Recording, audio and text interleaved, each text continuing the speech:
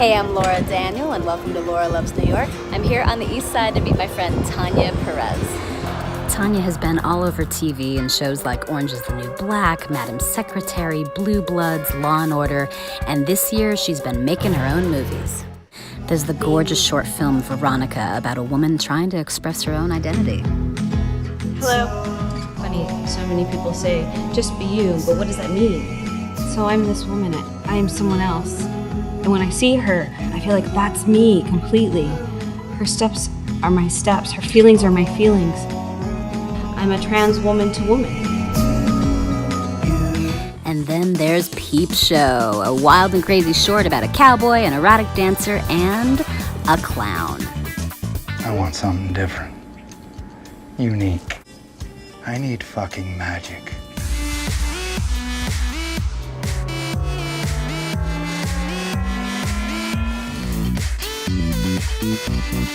Magic!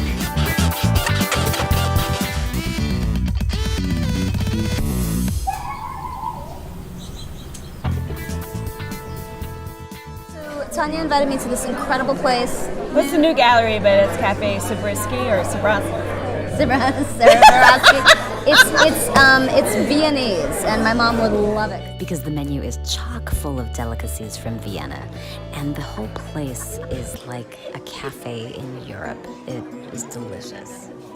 My name is Tanya. And obviously, I'm an actress. I was born in New York, so when I was very little, my mom used to take us to this area and for the doctor. And I remember thinking, oh, this is where, when you grow up, this is where grown-ups live. And I just stopped one day and I looked up and I went, oh yeah, I'm a grown-up and this is where I'm living. How crazy is that? So I grew up in a small town called Deltona, Florida. So most people go, oh, you're from Daytona. I'm like, no, Deltona. No, Daytona, Deltona. I grew up literally running around the woods, picking up like turtles and, you know, making friends with squirrels. Played with the turtles. I love it. When did you start? I don't know if acting and New York came together? Yes. My very first performance was at Carnegie Hall at the age of 3. My mom put me into ballet. My mom told me I was the bossiest one because all the other 3-year-olds were not doing the dance routine. I love that you were the bossiest one. I was very bossy when I was little too, so I see why we have this great connection. Yes. Bossy women. So we're gonna enjoy these crepes and then we'll come back. Gorgeous. Thank you. Wow. What inspired you to create Veronica?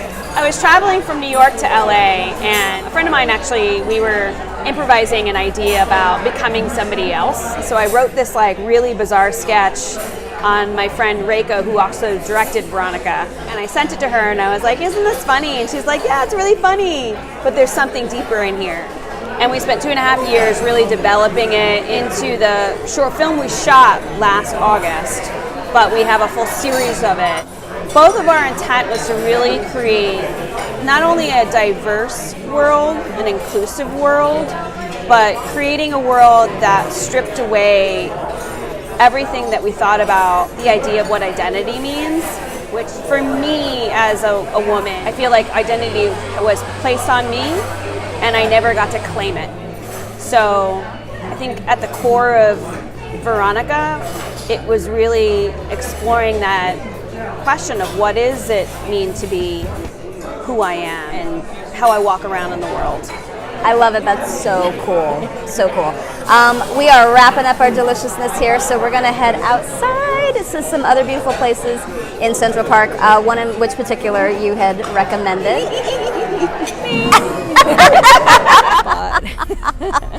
We're going to go see Alice, which is this amazingly huge statue of Alice in Wonderland.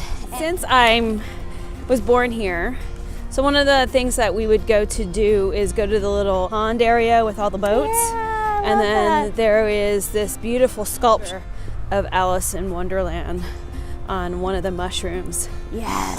So when I was little, I was mesmerized. So Alice in Wonderland was the very first book I read, or I learned how to read on my own.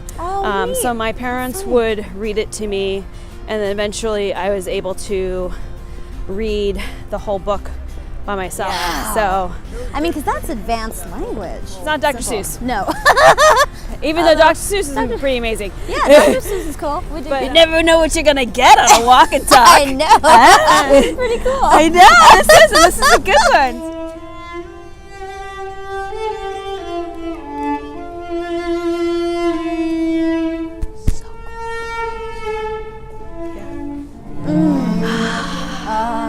I swear to God, you really like called in a beautiful day. It was raining yesterday. But Yeah, yeah.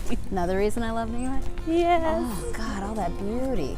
Wow. Take a day like this and just walk around and appreciate the beauty that is here, and look up and absorb the possibilities, you know? One of my favorite movies is When Harry Met Sally, and they're walking through the park just when the leaves are like this, and it is just gorgeous. And I literally will watch it every single Christmas. Aww. That's a lot of Christmases. It is. I have the same thing. I love that movie, and it is a love letter to New York. It really, really is. And I think that's why people like to film here. Their seasons are lovely. And it gets like this, and it's just there's also the Christmas, both the sun and the air it's breathtaking. Here comes the sun, do do do do. Here comes the sun, and I say it's alright. Do do do do do do. It's the dawning of the age of Aquarius. Age of Aquarius. Bum, ba, da, da. A part of it, New York.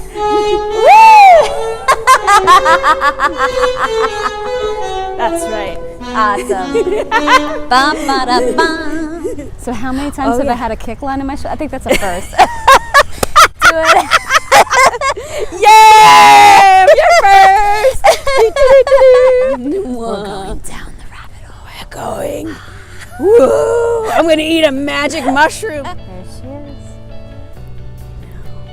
Let me see. So one of the things I want to ask you, which is my big question that I ask everybody, which is The big question.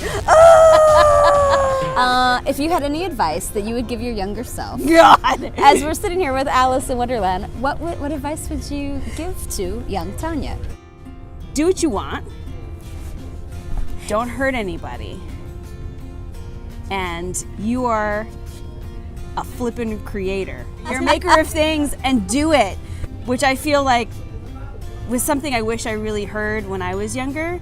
I heard it maybe a little bit, but that's something that I would say to young and rebellious Tanya, to keep creating. Don't stop. Do some Shakespeare, do some improv, get silly and stupid, and then find your truth and find what you like doing. You know, it will change. It can change every minute, moment. I don't think it's a coincidence that we came here to talk about this stuff. And I look at Alice and I'm like, for me, that's somebody who I still, that little Tanya, being able to learn how to just articulate. And in this wonderfully complex story, I look at her and I'm like, thank you. It celebrates childhood and magic and wonder. Yeah. I mean, there's all these kids crawling all over her. And when I first moved to the city and discovered her, I was the same way. Had to get up on those mushrooms and to get up on her lap. And it was. Did you know about it? No, I just found her. I remember one time as an adult being here when I moved here, and I was just wandering the park, and then I came and I was like, oh, I remember this. I started crying. I literally was like, oh my God, it's Alice. It's There's magical. magic, and there's, I mean, I will say for old Tanya, don't lose the child in you. Ooh. I love that. I just want to say thank you so much for sharing this day with me. Tanya and I met through Bonnie Gillespie's Self-Management for Actors. Yeah, so shout out to Bonnie Gillespie. Bonnie G. And I've loved watching your career. It's very inspiring, and I think as we see another generation of actors come out, and it's funny because I mean we're not old ladies. No, we not old ladies, but it's really neat because there are these the teenagers who are chomping at the bit to create, and I think that's what's so exciting now is, like you said, it does change as you get older. You're gonna find changes happening, and just ride it, just go with it. Yeah. Yeah, I think that's good, and keep creating and have fun. Yay! Thanks again to Tanya Perez for joining me on Laura Loves New York.